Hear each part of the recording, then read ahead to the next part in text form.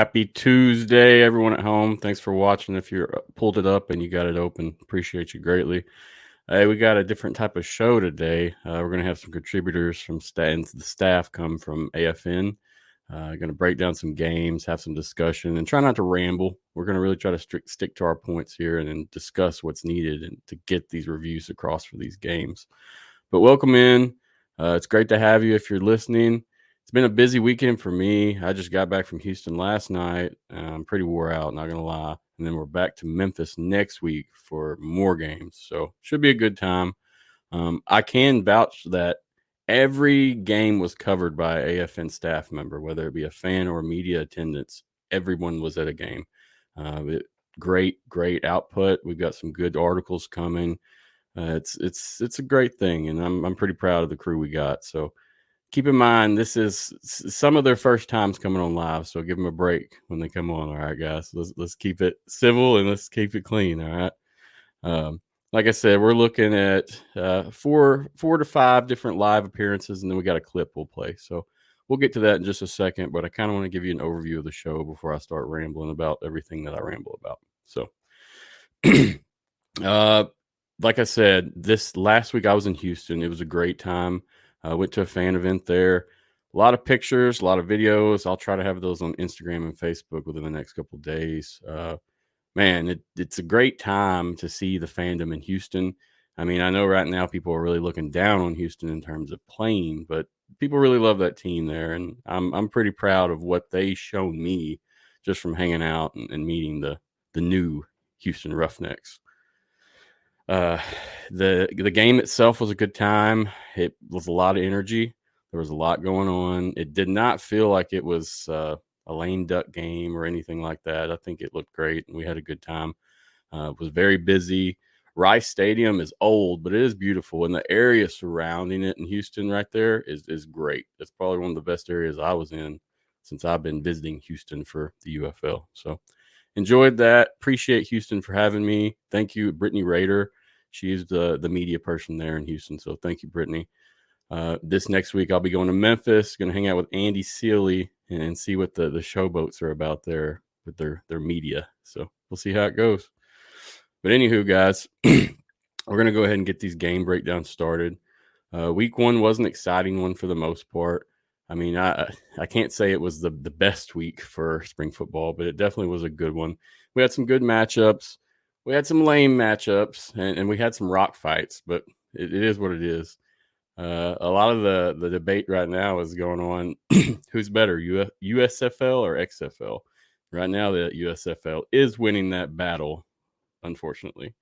But regardless, we got good football. It was a holiday weekend. We'll discuss the numbers as well when we get through this. So I'm super grateful for everything that's going on, whether it be with AFN, the UFL, or anything in between. Good times, and look forward to the rest of the season to see how it unfolds. So without further ado, I'm going to bring Brady Ray on. He is Overtime Underdog on Facebook and Twitter. He's going to break down the game there in Arlington, tell us more about the Stallions and the Renegades, and just kind of talk a little bit more. After he is finished, I'll play a clip from Demarcus Colors, and he had a couple good points that he wanted to make regarding that game as well. So without further introduction, Brady, how you doing, man? Hey, Matthew. Thanks for having me, man. Yes, sir. I appreciate you coming on tonight. Last minute as well. I asked you last night at what, 11:30 p.m.? Yeah, man. Working overtime. You got to do it to it, right? That's the Overtime Underdog, right? Yes, sir. So, did you watch the game Saturday? I mean, you watched it live? Bits and pieces at work. We had it put up on multiple TVs, so I was looking back, as much as I could, but ended up watching the replay just the other night. So technically, yes, I did watch it. There you go. That's what I want to say. Yeah, just real life always comes first. That's what I say, man. So I understand. Mm-hmm. And even like the San Antonio game, I had to go back and rewatch because I couldn't watch it due to the scheduling. Things were just too crazy to watch that there. Right. I got to watch the majority of that one. So before I went to work. So. Gotcha. Mm-hmm. Well, Brady, why don't you tell us more about the game? Break it down for us. Give us a little rundown of how things went. And then I'm going to play some stuff in the background and do my thing. All right. All right. Can do. Yes, sir. First off, all around strong performance for Birmingham across the board, offense and defense. Um, to me, they set the precedent. San Antonio close second there. But, with Carell and Martinez coming in, two quarterback system, Carell, first quarter, very slow. We put up 0 points in the first quarter. But as you can see through the second quarter and onward, he started to heat up a little bit. CJ Marable, once again this year, hot target. 18 attempts, 67 yards, one touchdown. Ricky Person coming in, backing him up, being a nice number two. Carell loved hitting Deion Kane. He peppered a lot of targets throughout the game, but Deion Kane being his favorite with 3 for 66 and a touchdown. Martinez, even though he got hurt, I thought this was a crazy stat. Through 3 carries, he got 52 yards rushing, so Wow. good average of 17.3 before he went down for the game. And something I had mentioned about a month or two ago, Luis Perez was the key to beating Arlington. If you can stop him, you can stop essentially the entire team. Their defense did put up a fight, most of the secondary. But Luis, when we started to pressure him, get him moving a little bit more, you saw the early fumble in the first quarter. And then, of course, we forced the interception at the end of the game, but, he was forced to make a play at the end. He still threw 68%, but only, 14 points. So, all in all, defense looking very good for week 1. Third down conversions as well. This was neat. Even though Arlington had a good, I felt a strong defense at first, they let us go 8 for 12 on third down conversions, while they only had a 6 for 11. And and then also Arlington, once they got in the red zone, over 2. So very up and down offense for them. Defense, I think it's there. I think they just played the better team. And once again, Birmingham, I think, has set the precedent for this new league and also has put the USFL on the map. Yes, sir. Yes, sir. I mean, that's the crazy stat to me, too, was that Perez threw for a game high during this game, and they still had the L, unfortunately. Mm-hmm. No, and he's incredibly smart. I mean, the man's got a scramble ability like no other. And then, of course, that beautiful pass right there. But that was, like I said, that was only the second. That was 1 out of 2 that Winstead even got, and just very scattered. It felt like on offense for them, and they never could get the run game started once they got behind. Which I felt like the tempo they had in the first quarter was going for something very good, but it ended up flushing out when they started throwing. Yeah, I mean, 27-14. That's a pretty good win there, and that's not a fluke win for sure. So it is good to see the Stallions come through and show who they are. They kind of had to step up there towards that last half, and they did, and so it was a good thing to see. I know in my picks, I definitely picked them to win, so I'm glad they won on my end. Yeah. Let's talk about the attendance real quick. We had just a little over 14,000 in attendance for the Stallions versus Renegades. It averaged 1.181 million viewers on Fox. So this game opened up big time for the UFL and was a big deal. Very successful in terms of TV ratings. The big question is will this fall down as the season goes, or will it stay and be consistent? I mean, I think you'll see consistent numbers. I think last year we saw across the board consistent with, St. Louis kind of gaining momentum each week. But it may see a dip, but in Arlington, I would see 10,000 for sure, at least next week as well. I would really hope so as well. Now, Birmingham, I'm not sure. I mean, they don't go to home till week 3, so I'm not sure by then, though, if they're 2-0 on the road, it may garner enough attention for a lot of fans to come out of the woodwork come week 3 and 4.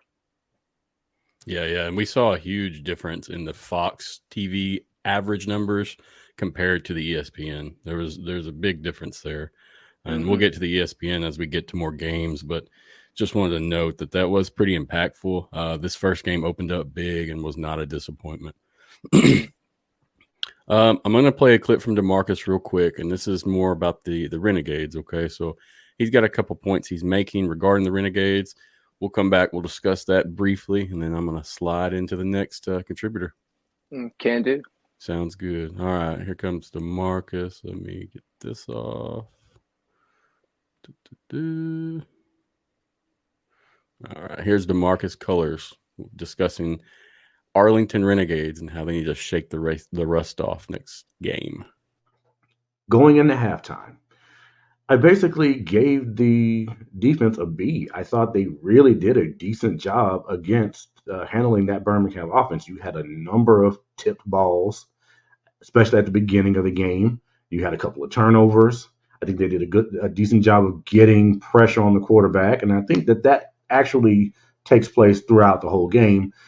But you had one issue. If you go back and look at those highlights, I mean, anybody who was at the game, anybody who goes back and watches it on television, you see that all of Birmingham's big plays, just about, I would say 90% of them, it's all middle. CJ Marabell did whatever he wanted to do up the middle. Adrian Martinez running up the middle. It could be a shallow cross up the middle. So I don't know if this was scheme. Maybe Birmingham just did a good job of scheming so that middle would be open. But there were some times where you would look at the lineup and you'd see nobody handling the middle of the field. And it was almost as like they were just saying, like, look, here's the landing script. Go ahead and land the plane. Again, I'm not Bob Stoops. I'm not going to try and say that I'm anywhere as smart as he is. He knows what he's doing. He's a defensive coach. But I came out of that game wondering why. I certainly thought, okay, after halftime, I'm pretty sure they'll fix this. They didn't. It was constantly exploited. And I think that not being able to defend the middle of the field is what cost Arlington this game. That and just boneheaded defensive misstep at the end of the half. 9 seconds left. Birmingham can only throw the ball deep. That's all they can do. They can't run the ball because there's 9 seconds left. You can't do anything. You can't do anything running the ball. You know, in that situation, the only way that they can get something going is if they throw the ball deep, try to get a Hail Mary in there. Cornerback bites on a double pump. Receivers open in the corner in the end zone, touchdown. You cannot let that happen in that situation. And I don't know who to put that on. I mean, of course, it was the cornerback's fault for biting on it, but somebody's got to tell that guy going into that situation, don't get beat deep. So if you took that play out, I would give the defense an A in the first half. Second half, can't get a running game going, can't keep the defense off the field long enough for them rest. By the time you get into the fourth quarter, you can tell that defense is just gassed. Can't stop anything over the middle. Offense started to cool down tremendously. Couldn't get anything going. So my takeaway from this game is that, listen, this could have been a tune-up game. It could have been a game where everybody was rusty.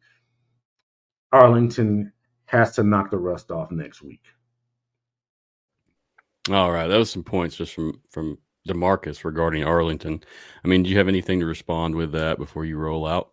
I mean, he pointed out the offense and how fluid it was, and just constantly connecting, especially over the middle or running up the middle. Most of these guys on offense, the skills positions especially, have been on the same team together for at least 1 year, some 2. And then you got Jamar Smith probably coaching up, getting Matt Corral adjusted to the playbook, and with his caliber of play, he's been in the NFL before. It's more or less last year's offense, just substitute Magoo. And, without Scarborough, Ricky Person, filled right in. So, they shouldn't feel so bad about their defense. Is what I'm trying to say. Now that's coming from a fan's perspective as well, though. So that's it's important to remember. But I totally understand both of y'all's points of view. Brady, I appreciate your time tonight, man. Thank you for coming on and talking about Arlington and the Stallions some more. I know Stallions are your team. Sorry. No, you good. You're good.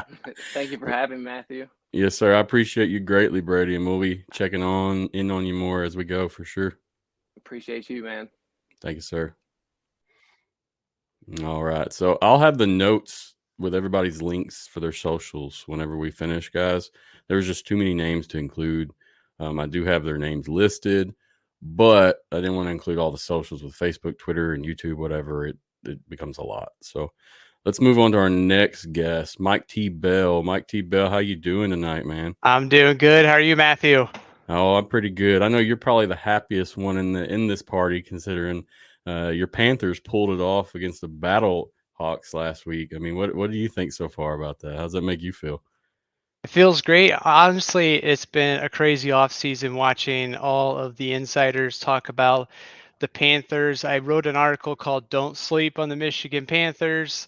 It wasn't that I thought they're going to come out and just destroy people, but I thought they're going to be in every game, and they're going to be there 60 minutes. They're a well-coached team.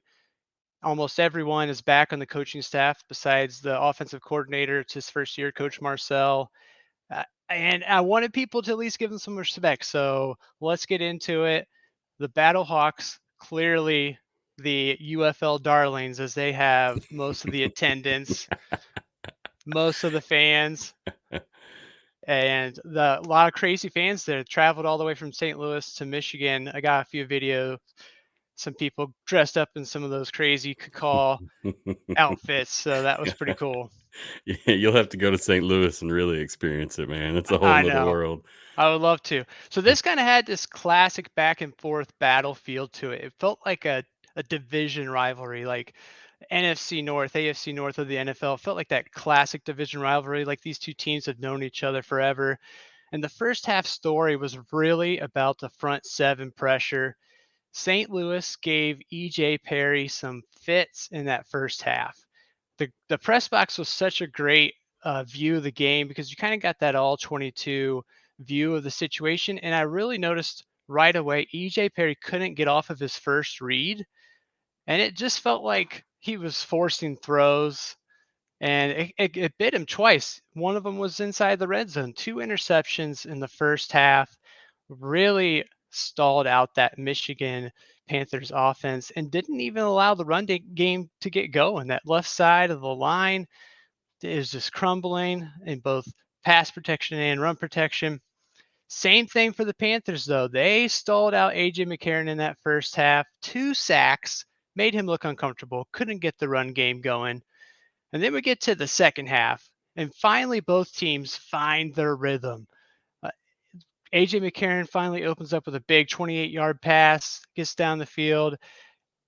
Panthers finally start to open things up. E.J. Perry calms down, starts to find a second read, finds his drop downs, and they get some big plays. There's 3 straight passes, 10 yards to Quinn, 30 yards to Sims, and 41 yards to the Big tight end, Hicatini.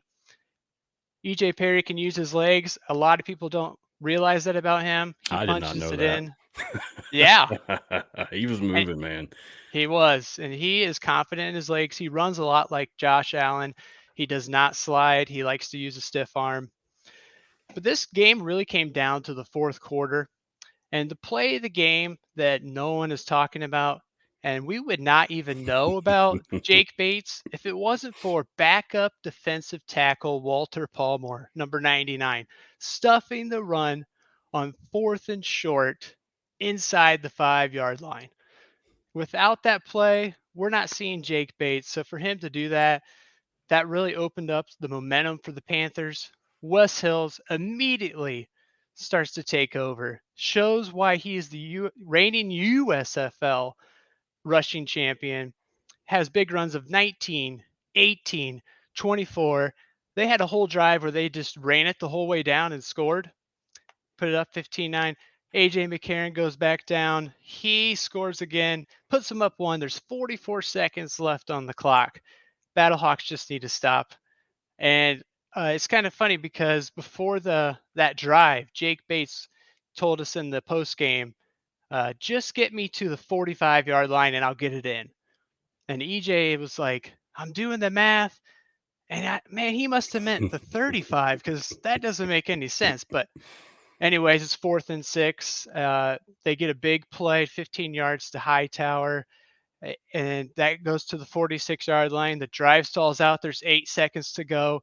Jake Bates comes in, and I got to give credit to Mike Mueller, BCP Plus. He called this before this happened, much well before it happened. He said that he had the range pregame. He was knocking him in over 60. He knocks it in. Obviously, he gets iced. Jake says after the game, I didn't even know icing was still a thing. And they line it back up, and he puts it back in. He said it just felt like another day of practice when you line one up, you line the next one up, knocks it home. And obviously, Jake Bates has been everywhere since then, even made it in the Pat McAfee show. And Tony Paul from the Detroit Free Press uncovered something that's not largely out there right now. A lot of people have been talking about the narrative that this is the first meaningful field goal since high school. Yep. It's actually his first field goal ever. Wow. He didn't kick any field goals in high school. The only field goals of note are in a preseason game with the Texans last year where he went 2 of 3. Wow. Well, he'll be getting the call now. No doubt. He will. There's Absolutely. no doubt in my mind. This guy's going to go somewhere. Absolutely. Showing up for special teams, man, it's huge, and I love to see it. I really do. Absolutely. But really the story of the game is the defense. AJ McCarron could not stop gushing over the front four of the Michigan Panthers. And he said over and over again, those guys are just so big. Solid D, man. And I will admit, I definitely underestimated the Panthers. And I will not do that again after watching that game. But Should be a good one against the Stallions. They solidified the QB position with Matt Corral. He can run. So I'm hoping that the Panthers are used to EJ Perry running in practice, and maybe that will help them out a little bit. That second level is the weakness in the Michigan Panthers secondary, and that's where AJ McCarron found his rhythm. We'll see if the Stallions do the same. Yes, sir. Tell me, you were there as media. How did it feel in terms of people in attendance? How was the energy? I mean, we had 9,444 in attendance. We averaged about 1.3 mil on Fox. Yeah. It was pretty big showing, man. And honestly, I did not expect this from over in Michigan. And it's a great thing to see. But how, from your point of view, tell us more about it. I mean, you were up in the box, of course, but I know I've seen you on the field and doing some other things. So. Yeah, absolutely. I will say I was there last year when it was the USFL, and they brought in WWE superstar Big E to try to kind of help get things going, get the energy going. But the energy on opening day on Saturday was electric. You would have thought there was double the amount of people in attendance, big cheers. There was a few points where you felt like they were pumping in crowd noise, but the energy was electric. The crowd was awesome. It was a great feeling in Ford Field, and I know a lot of people aren't excited about Michigan Panthers being a team in the UFL, but they're here to stay. They got a great venue and a great fan base. It's going to get better and better. Yes, sir. Agreed with that 100%. And I will say, I want to note too, I mean, those single game home tickets didn't open up for sale until 3 weeks before game time? March 13th. Wow. Yeah. So we see, I mean, we'll see how Michigan grows, but with this win and this type of play, you can definitely expect fans to show up, in my opinion. Absolutely. I mean, to watch Jake Bates kick that 64-yarder, people are going to come just to see him again. It's going to be crazy. Yeah. He's been making his rounds all across the way. So I know there was 2 big plays, and I won't mention the other one when I'm with you, but that was one of the biggest was his kick. Was 64 yards twice in a row. Yep. That was amazing. Yes, sir. Well, Mike, I appreciate you, man. Thank you for coming on today, telling us more about the game. We'll be checking in more with you as well as the weeks come on. So look forward to that. You'll be at home next week. Who do you guys play again? The Stallions? We got the Stallions. Yeah. So that should be a good time either way it goes, man. Absolutely. Hopefully it's a dogfight. Hopefully we keep it close. Yes, sir. Thank you, Mike. I appreciate you coming on. Yeah, thanks for having me. Yes, sir. Bye-bye. All righty. As we go, it's going pretty good, pretty smooth. Like I said, this is our first time doing this together.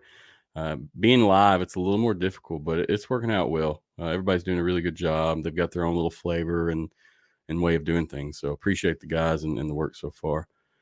Oh, next up, we'll have XFL Mike G and RJ, the Bullish Brahma, coming on to tell us more about the San Antonio game. How's it going tonight, fellas?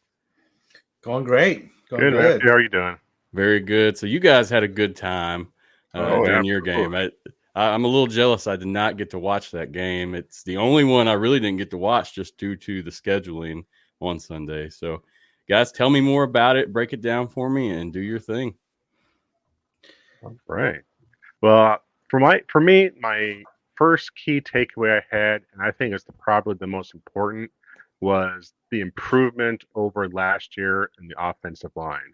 The Brahmas had allowed only one sack in the game, and they left the game intact. I think it's very important because last year they lost 4 of the 5 starting linemen in week 1. So having the fact that they walked away healthy is so very important.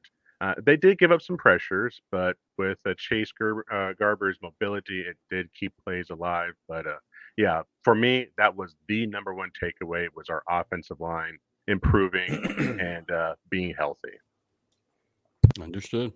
Yeah, the team just looked like it was clicking on all cylinders. And I'll say, being as the Houston guy I was last year, I mean, this is the Roughnecks almost playing. So you guys got some stellar stuff. We're not doing that. No. well, tell me your opinion then, because it's a lot of the same staff and players, sir. I gotta say. Well, we've kind of moved on from that. You know, people were in the preseason were like, are they the Brahmas? Or are they the Roughnecks? Or we've moved on from that. This is the 2024 San Antonio Brahmas. Tell that to a Roughnecks fan, sir. Oh, I will. Tell that to a Roughnecks fan. I'll tell it to anyone who wants to hear it. Matter of fact, let's break this Roughnecks fans couldn't be talking about anything this week. Let's break this game down. Let's go. All right. So the new look offense, AJ Smith's run and shoot, air raid hybrid offense came into the Alamo Dome and put in work. They were aggressive from the start, starting off with a short pass, a 28-yard pass from former Steeler Anthony McFarland from Chase Garber to Anthony McFarland, as you see there on the highlight, that he's tightrope the sideline and jumped in and dived over the pylon. Anthony McFarland had a great game. 127 yards total from offense and kick returns. He had 9 rushes for 47 yards. He had that 1 reception for the 28-yard touchdown, and he had 52 yards on kickoff returns. Lost 2 shoes, but you know that'll change as the season goes on. Hopefully, tape them up, maybe. Yeah, we in the first quarter we only gave up 1 field goal, and then Garbers showed off his arm and hit guy that I'm really excited to talk about, and the guy that you know very well, Matt, John Trey Kirkland, former Roughneck. former Roughneck. Yeah, that's my guy, man. I was really happy to see him be successful. Oh yeah, he had one touchdown, but he also ended up with 8 catches for 61 yards. Had himself a tremendous game. Did you want to go second quarter, or do you want let's roll. to jump in there? All right, whatever you guys want to do, let's do it. Second quarter was 2 field goals for DC. Nothing big, nothing major. But our defense answered a lot of questions too. Were they going to be the same defense that we had last year? The switch from the 4-3 to 3-4 Wade Phillips defense was evident. We kept a lot of our front 7 intact. I'm sorry, we didn't keep a lot of them. We kept Delonte Scott and my personal favorite, Jordan Williams, who had 10 tackles. He was second in the league this weekend with tackles. He was the league leader last year. A guy that we could talk about is Wyatt Ray, who had a sack and a half of the 4 sacks that we had for this defense in this game against DC. And I was a little surprised with the sack total, giving Tiamo's mobility. He didn't really scramble too much. We kind of kept him in check. Lack of a run game hurt them definitely. So that would give us that leads us up to Thick 6. Everybody's heard about it. Everybody's talking about it. Anthony Millette, who was he was a former No, I'm not doing it. It's your turn this time. You got to former admit Roughneck, all XFL center, who was lined up on the end. He was an eligible receiver. Towards the end of the quarter there, the Brahmas had lined up at about the 40-yard line. It was fourth down, and they were going to kick the ball, and it would have been about a 57, 58-yard kick. DC went ahead and iced him, and he missed the kick. So after they did that, I noticed Coach Pardee was gathering the guys on the sideline and talking to them. And usually when the special teams coaches are having a meeting, there's something coming up. And that's when they motioned Donald De La Haye out wide, who he's played some receiver. And Brad Wing took the snap after a motion. And destroying was the original first option, but he was covered. He actually drew some coverage. But the center didn't. He was wide open. Caught the ball inside the 10 and then rumbled in for the touchdown. And it's huge. Everybody loved it. That stadium got so loud. You know, it felt like we had 25 or 30,000 people in there with that touchdown score. Hey, play of the week, no doubt. That thing, it's awesome to see, man. All right, third quarter, there wasn't really much scoring. There was another DC field goal. Again, it was props to our defense. Our defense did give up a lot of passing yards, but typically that happens when a team is down and they're just trying to get back into the game by throwing. So, that led right up, and that was man, I can't talk today. That played right into the arms of our defense. So going into the fourth quarter, all game long, I'd watched highlights of Chase Garber, and I was like, when is he going to show off the wheels? And when's he going to break off a run? He showed excellent mobility in the pocket, moving around, but he didn't really break off any long runs. And as soon as I say that, he goes for 5 yards and plunges into the end zone for the touchdown. But I was thoroughly impressed with him and the offense. With Jontre Kirkland and Anthony McFarland, we barely have scratched the surface with the amount of weapons that we have in this offense. Agreed. Cody Latimer only had one reception. Wait till he gets going. Wait till AJ Smith realizes all the weapons that he's got. So agreed. I will turn it over to Brahma Bulletin. RJ there. We'll do some wrap up here. All right. So that was a great game summary, Mike. Agreed. It was pretty good. So on top of my number one key, which was the offensive line, like you said, Mike, I thought the offense looked so much improved over last year. Last year the offense struggled mightily in the end zone. But for this game, the Brahmas went 2 for 2 in the red zone, and they did not even need to kick a field goal, so destroying wasn't even needed. The red zone offense was a major Achilles heel for the Brahmas last year, so converting on all of their red zone chances is extremely important.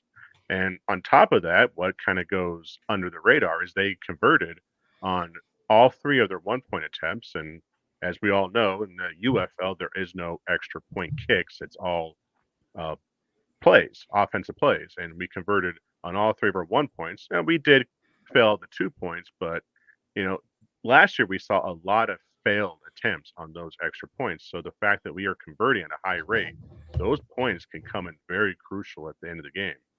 And Mike, you said it well. The defense picked up they picked off where they left off last year, especially Jordan Williams. He was a leading tackler in the XFL, and he finished the game with 10 tackles. We did force 1 turnover, an interception that was almost ran back to the house. Yeah. You can see in the play that the defenders were begging him to slow down so they can get in front of him and block him, but he just was too excited, and I think he ran out of gas and couldn't get into the end zone. But we eventually did capitalize on that turnover. We did get the 4 sacks, and we were hounding Ta'amu all game long, and our red zone defense. So not only was our red zone offense effective, but our red zone defense was effective as well too, as the defenders went 0 for 3 in the red zone, and they settled for all field goals. So you're talking about a high-powered offense that was held out of the end zone all game long. Now, I'd take that any game of the week. Definitely. Agreed. The one negative thing I would have to say is the penalties. Now, we did have some pretty silly penalties, especially on defense. We committed 7 penalties. and one of them wiped out a touchdown reception by Jontre Kirkland. Luckily, we did recover. But that one drive, the defenders were backed up in the shadow of their own red zone. It was facing 3rd and forever. We had a stupid personal foul call, which gave them a first down. They would eventually drive down, got a touchdown that was reversed because Wade successfully challenged a call, and so they got that taken back. And they were in another 3rd and long, and we had another stupid penalty, which gave them life. And thankfully for us, Tom threw that interception, so it didn't cost us. But yeah, those penalties, we need to clean that up immediately, and I think that Wade Phillips will do just that. He's not going to play around with that. Yeah, totally agree, guys. The thing about this team is, man, they were just clicking, and it looked good. This is, in my opinion, in watching, this was one of the best offensive units of the week, if not the best, in terms of actually watching some productive play. It was very appeasing to a football fan. Yes, sir. I'm ashamed I couldn't watch it live. I would have liked to watch it live for sure. Let's talk about the attendance, guys. You had 13,000, a little over 13,000 in attendance. You averaged 960K viewers on ESPN. So it's not as high as Fox, but it's definitely still high. ESPN, we know not everyone has that channel anymore. And as well as the attendance, tell us, how was the feel there? What was the energy like? And could you feel that 13,000? Oh, yeah, I sure did. I thought the attendance was great considering it was Easter Sunday. Agreed. At 11 o'clock with most church services in service and in a predominant Catholic city. So the fact that we had 13,000 there, I thought was really good. And I think that's just going to be our baseline. I mean, these are hardcore Brahma fans, and I think you can guarantee to have at least this 13,000 game in and game out. And yeah, I thought the energy was fantastic. It was nice and loud in there. Mike, what do you think? Are we going to look at an increase in this attendance as we go, or as we get better, as the Brahmas get better, or is we going to look at the increase? Had this game been on a Saturday, the day before, you easily would have had 20,000 in there. It's a no-brainer. Having it that early on Easter Sunday, somebody had to do it, but we did it. But you know what? We got the worst slot, but we had the second highest attendance out of the UFL this weekend, and only by, I think, 1,000 or so. I think Arlington beat us by 1,000. But I was sitting in the corner end zone, and RJ was actually sitting opposite of me on the opposite sideline. So I wanted to ask him what it looked like. Now, from my point of view, I couldn't really see our sideline, but I would, looking across, you could see the outline of where the tickets were sold, you know, a couple of rows in the front and then like an outline of each section. But I wanted to ask RJ how that looked on his end. You know, for mine, I was sitting in the Lone Star Club. I'm one of the founding members of the Lone Star Club. So I had a nice little bird's eye view right there in the 50-yard line. And on my side, there was a big section that was empty, but just looking at there was nice big sections that was jam-packed full of fans. I thought the attendance looked really good, especially with our time slide. Love to see it, fellas. I'm going to have to attend one live now for sure. I'll be in Memphis next week for the Brahmas taking on the Showboats. Yeah, we'll talk about that another time. But I appreciate you guys both. Anything else before we hop off and get KJ Disciple on to talk about his attendance in Houston? I just want to say it was a thank you to the Horns Forward podcast. They were gracious hosts for me and my nephew this weekend. Well, we did a little bit of tailgating. I'd never tailgated before, so I got the full experience and I got to walk around the Alamo Dome and enjoy it.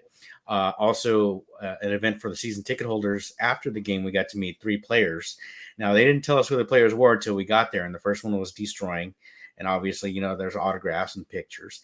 Anthony McFarland was there, but they didn't tell us who he was. We didn't know it was him. So we kind of got the autograph and it's like, okay, thank you. And if I had known that was him, I'd have been like, oh man, you had such a great game. Because he really did. And he is going to be the Max Borghi for this offense. He's fully is. I mean, I can't wait to see this guy go. I'm excited for you guys and that team and all the fans there in San Antonio. You guys definitely earned it. And hopefully you'll show up and show out as the future unfolds. Yes, sir.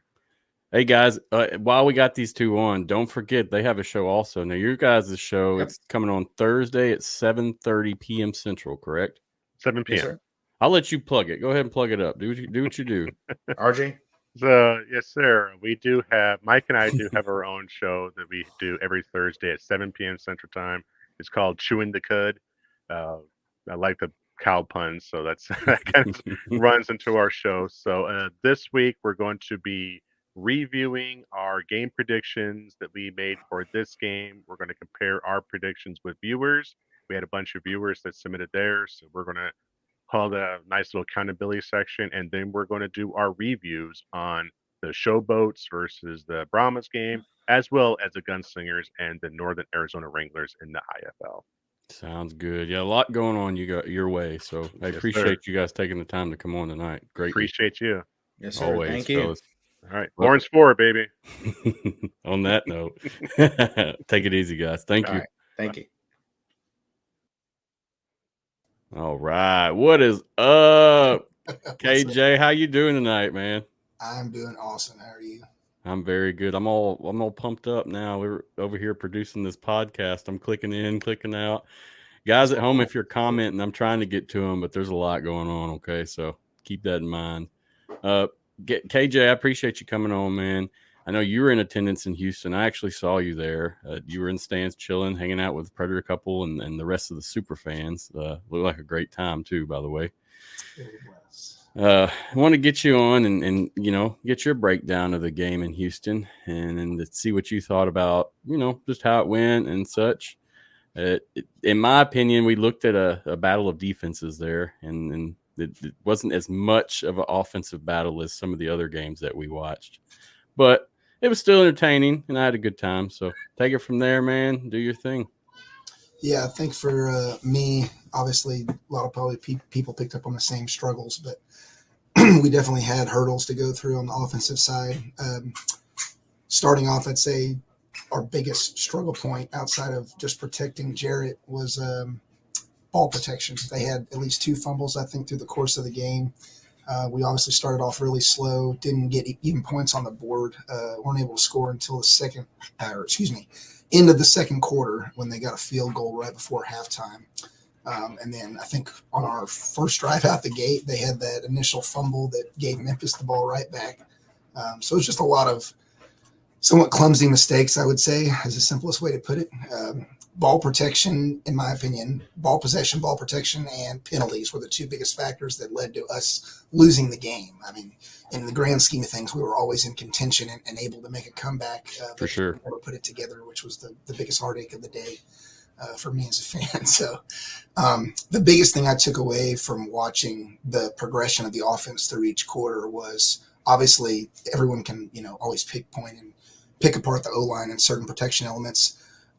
I watched clips of the St. Louis game just to kind of compare it. And to me, the St. Louis line looked worse than ours. And just from the amount of times I saw McCarron having to run for his life, while Jared did have to scramble, and I fully acknowledge that, I think my biggest qualm that I noticed, actually saw a marketable improvement from the first half to the second, was his hesitancy, if you will. I don't know if it was a lack of confidence or just hesitancy to act.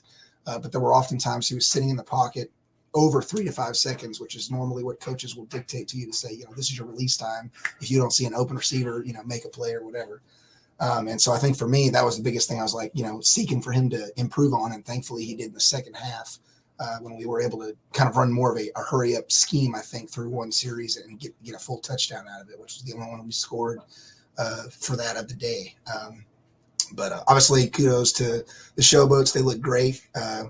I quasi wish I was still in Memphis because I could be experiencing the glory of winning week 1. But that's coming from a previous, Memphis Express fan who definitely endured the full 100% loss season. So Same here, brother. Same here.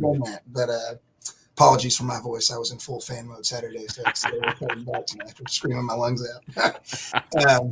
But no, it was a good game. I definitely, like I said, I see glimmers of hope for opportunities of improvement. Obviously, if we can perfect ball protection just in the basic level, whether it's the punt returner, I think we lost one there, as well as just our running game. And then in addition to that, if Jarrett can continue to improve on his efficiency, I was looking back at the stats. He's technically leading the pack in terms of completion percentage with what's his face from San Antonio. So, I mean, from a making smart decisions throwing, he was doing the right thing. It's just, and I personally am happy to say that out of the two options you'd have for a quarterback you'd critique on making poor pass choices versus just holding on the ball too long, in my opinion, it's easier to get them to just act faster than it is to perfect someone's general accuracy in throwing. So thankfully for him, accuracy is not the issue. It's a matter of decision making in the pocket under pressure and maybe being quicker about it in that sense. So, but outside of that, obviously our defense was stout. We kept him within one possession all the way there to the end. So, I mean, or one score, excuse me. So, I mean, outside of that, I think, offense is the main area we need to improve. Dumb penalties. The biggest thing that drove me crazy, and I know all the other fans in attendance will echo this, is we had at least one occurrence, or probably more than one that I'm missing count on. We had them, defense was playing great. We got to a 3-and-out, and then on the third down pass play, pass interference, or some of their miscellaneous, holding penalty, whatever it may be, just gave them another extension to their series. And it's just like those will kill you in momentum if you can't get the most disciplinary stuff down. So my hope for them is that in the weeks ahead, that's something they can improve on. And we can, at a minimum, I would say, be a middle of the field competitive team, theoretically, maybe better. There's no telling. Our ceiling's high. I guess that's the one positive you can take away from it too. Yeah, definitely agree with that. And I mean, with the score, Memphis Showboats, they had 18, Houston Roughnecks had 12. I mean, it went down to the wire, and what pulled it off for Memphis was a dropped punt return. And the Roughnecks could have pulled this off. I mean, I know the defense really controlled most of this game. Roughnecks were held to 174 yards of offense, while the Showboats only had 228 yards of offense. Our defense for Roughnecks looks pretty stout. Just the offense really has to put it together, and I think we all kind of feel the same on that. Yeah, we kind of touched on this, I think, outside of the podcast tonight, you and I talking in our group, but I'm excited to hopefully find out how soon Mark Thompson can make it back, because I think having him back in the mix, obviously, they did a good job of staying faithful to the play action, which even a team like St. Louis, who struggled to even get yardage, during their game, I think their commitment to it obviously helped them in the long run when they came back against Michigan. So if we can get him back, and improve that run game, that will only bolster our play action ability and our, I guess you'd call it potency against other defenses in the league. So. Yeah, I know we were talking, and I'll be curious to hear a timeline to see when he returns, because he definitely makes a huge impact, and you can tell this team was almost built around that man. So he's got to be there. We'll see how it all unfolds, but there is hope for the Roughnecks, and it definitely doesn't look like the Memphis Express of the past days. Yeah, we didn't start out with Johnny Manziel, so they should have a good quarterback. No hate on him. Yeah, no doubt, man. I talked to Jarrett after the game. They had the post press conference, and I asked him, I'm like, "Are you confident about week 2?" And he looked at me dead in my eyes and said, "Yes, I'm very confident. I'm ready to go." And I think you could see that as he played, man. As you said, as the fourth quarter rolled out, you could see him changing as it goes. And I mean, that's going to happen, especially when you haven't played football in 2 to 3 years. Yeah. So.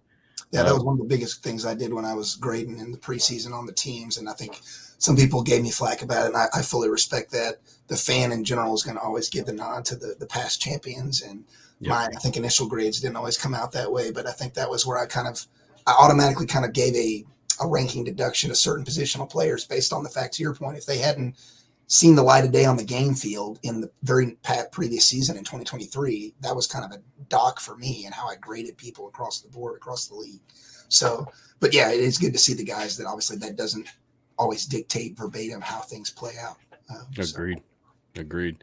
Let's talk about the attendance. We had 9,157 in person there. I think that was the lowest of the week. We averaged 703,000 on ESPN. It wasn't too bad, and it could be a lot worse, but we definitely want better. Seeing as this was the later game on Easter, I expected more TV output, not necessarily people in person, but I expected more to watch on TV. But with that, it was also on ESPN, so that changes the scope and scope of what we're looking at. So I definitely will commend, I think, the design of Rice Stadium in the sense of how they sold the tickets too was at least partially helpful. Sitting there in the stands where I was at, I was in 116 right down by the field. And after the game kind of got rolling, I think in the first or second quarter, I did take a glance back and saw at least our side of the stands behind the Roughnecks bench.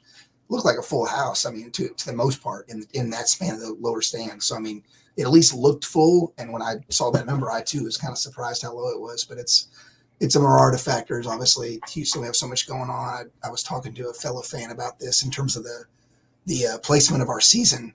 And it's with Houston, I feel like we're damned if we do, damned if we don't, so to speak, with regards to where they position the schedule. With last year in the XFL, when we started in February, right after the Super Bowl, we were locally battling the Houston Rodeo, which draws in people from all over the country. And then coincidentally now, somebody mentioned to me in passing when we were tailgating that morning on Saturday was like, it's great we're starting where we're at now, but you can imagine the end of the season, it's going to be so dang hot. I'm like, oh, yeah, you're right. I didn't think about that. So doesn't affect the true football fans, but, some of your older folks who are more maybe temperature affected probably will make the choice to view virtually instead of in person because of stuff like that. So Definitely. It is something they just have to work through and market around, I guess. Yeah, I was surprised, man, how humid it was just in general. And compared to last season, it was definitely a difference. And it felt just like weather here in Mississippi. It's very similar. Yeah. Swamp ass is what they say. So that's what it was. And yeah, we'll see how it all folds up. Now I'll say what Rice holds 47,000, give or take. I think it's higher than that, actually. Is it? It's 60. Yeah. Gotcha. I only know that stat from looking up history on the stadium back when I forget what Super Bowl number it was that it may have been the Oilers. I forget what team it was. But anyways, back early 60s, I want to say when they did host a Super Bowl, it has that capacity to its maximum. Now that may include standing room. I don't know verbatim. Gotcha. But, they have a pretty high capacity respective to the other stadiums in the league. So yeah, regardless, that was my point. Is it's a lot. There's a lot of places to sit, stand, look, view. Oh, yeah. Even like the press box and stuff was quite different than what I've seen so far in my year of doing this. But definitely an adventure, and we got to get you in that press box as well, Kenneth. We got to get you there, man. We'll get you there. I promise. It took a lot of attempts to get me there. So I was happy to be there, and I appreciate that. I'll give old Brittany Yater the what's his name? I'm drawing a blank now. The voice. You're good. You're good. Yeah, Blake Shelton. I'm right here. Yeah. It's all about face, man. It's just I think I met so many people last year, and I did so much that I got in a little bit. Yeah. Not to mention the day prior, I hung out at a fan event and met numerous players, coaches, Brittany, the whole gang, and everybody was there. And that was really good for me, I felt, because I didn't really feel connected to this team. But after that event, really got some personal connections, got to know some guys like Marvin Moody.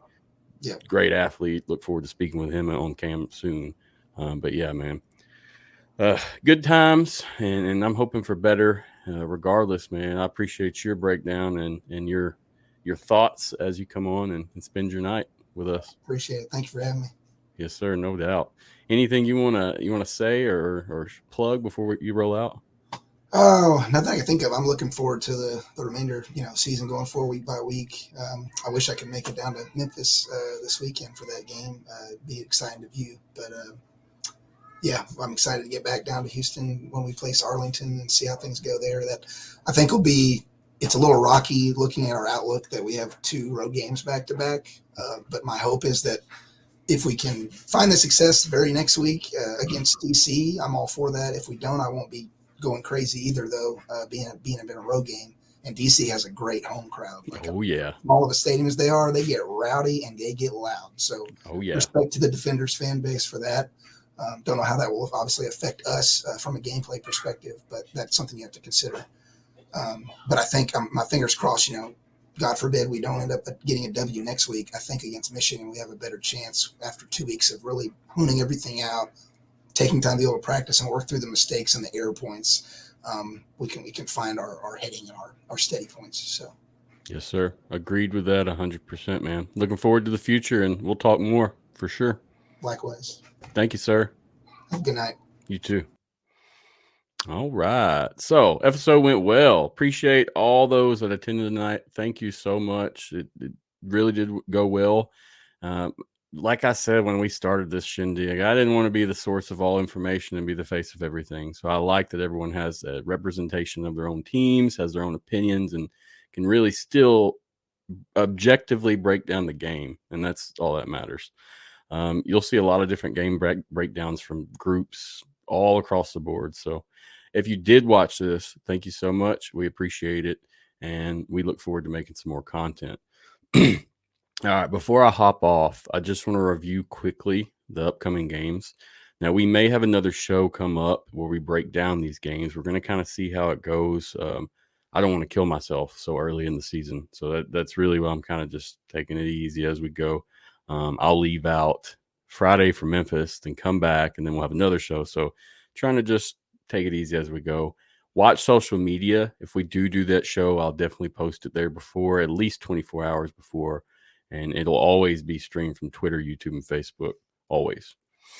Let's see. Check the comments real quick. Oh, Jackie. What's up, Jackie? Oh, yeah. Jackie's going to be at the game this weekend. She said, can't wait to see you this weekend. You guys as well. I look forward to it. We actually got an Airbnb very close to the stadium. I mean, it's like right at the stadium. So I look forward to that, man. It should be a good time.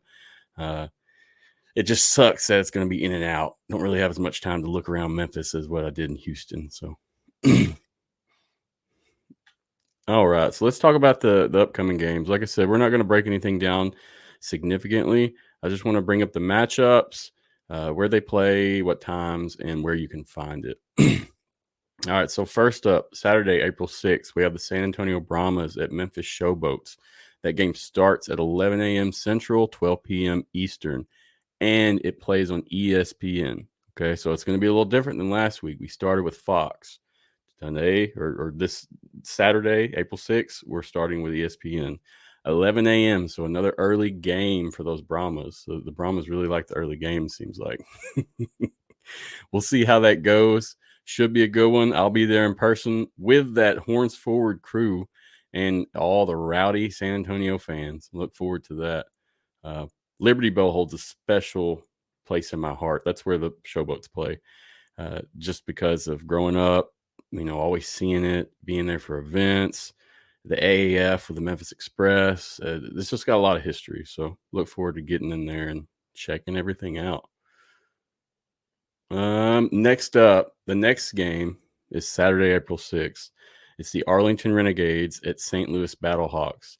That game starts at 7 p.m. Central, 8 p.m. Eastern, and it's on ABC. So they space these out a little bit, and I like this better because we missed some of the game last Saturday due to it running over from opening ceremonies.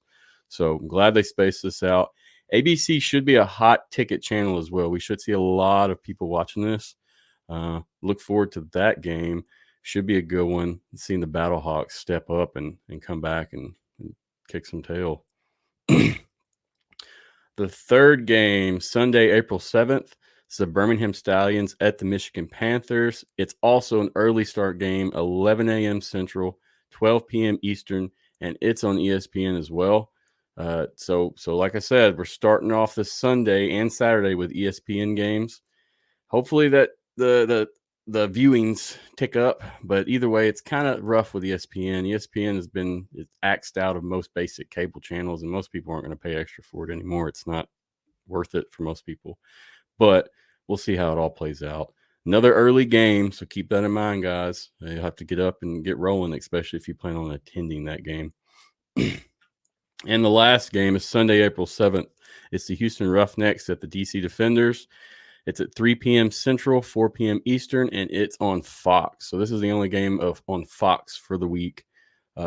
It's a little more spaced out as well compared to last week, so we should be able to catch all of it and not miss any as we did last Saturday.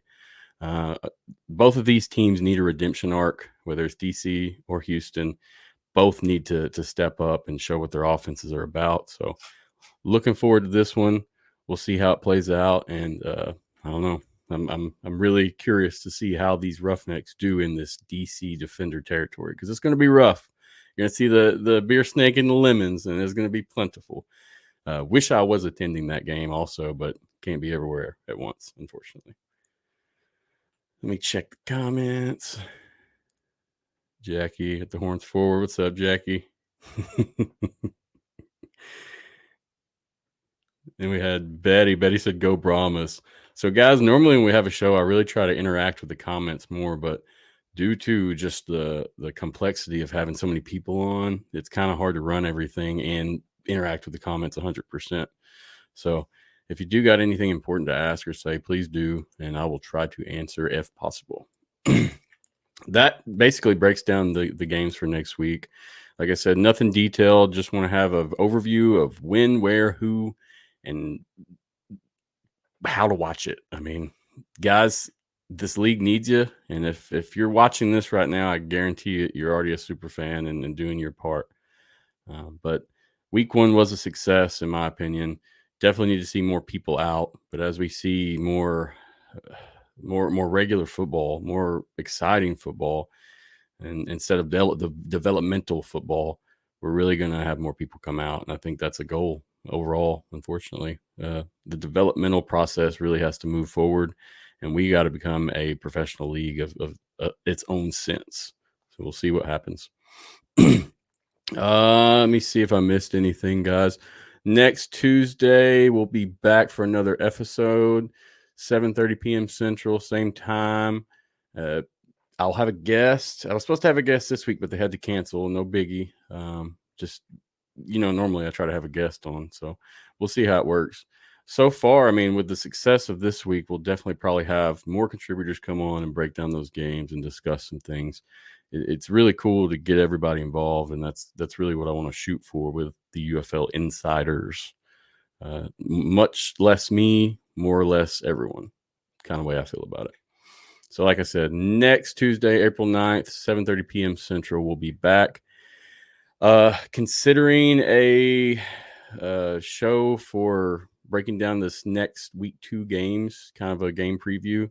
Not sure exactly if we want to do it, but if we do, definitely be keeping you guys in the loop and posting on social media.